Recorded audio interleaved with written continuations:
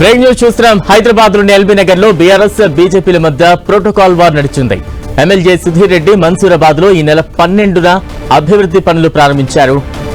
అయితే తనకు సమాచారం ఇవ్వలేదని కార్పొరేట్ కొప్పుల నరసింహారెడ్డి ఫైర్ అయ్యారు. దీంతో ఆయన ఇవాళ అవే పనులకు శంకుస్థాపన చేశారు. దీంతో కార్పొరేటర్ నరసింహారెడ్డిని అడ్డుకునే ప్రయత్నం చేశారు బీఆర్ఎస్ కార్యకర్తలు. బీఆర్ఎస్ కార్యకర్తలను పోలీసులు అడ్డుకుని అరెస్టు చేసి హైతనగర్ పోలీస్ స్టేషన్ కు తరలించారు. ఈ క్రమంలో పలువురు బీఆర్ఎస్ కార్యకర్తలకు గాయాలయ్యాయి.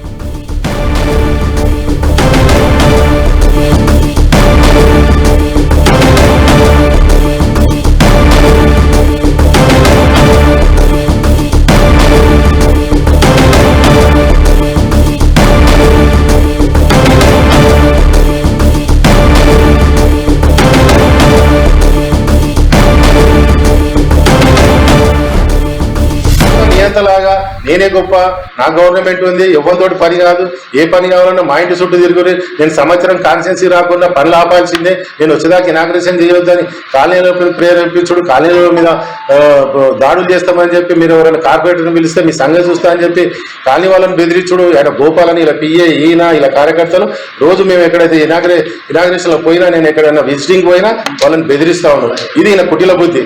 ఈ రోజు మొత్తం కూడా తేటతెల్లం అయిపోయింది.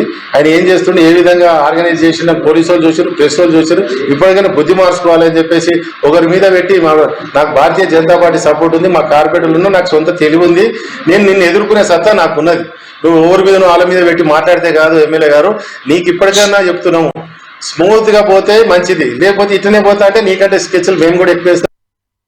ఇక్కడ అన్ని జరిగేటి మధు యాష్కి ఆదేశాలతో జరుగుతుంది. మధు యాష్కి గారికి ఇంకా స్థానికంగా ఉన్న ఇక్కడ నాయకులకు ఏమాత్రం కూడా ఈ ప్రాంతం మీద అవగాహన లేదు, అవగాహన రాహిత్యంగా ప్రవర్తిస్తున్నాడు. ఖచ్చితంగా రేపు ఆయన కూడా ప్రజలు బుద్ధి చెప్తారు. డీసీపీ గారికి ఈ విధంగా వ్యక్తిగత కక్ష పెట్టుకొని వ్యక్తిగతంగా పేర్లు అడిగి సిఐ గారు వాళ్ళ మీద దాడి చేయడం, క్రూరంగా కొడుక ముండ కొడుక లేకపోతే చెప్పి తిట్టడం, ఈ విధంగా బూతు మాటలు మాట్లాడుకుంటా వాళ్ళని తన్ని తొక్కి తీసుకుపోయి పోలీస్ వ్యాన్లో వేయడం నిజంగా దురదృష్టం.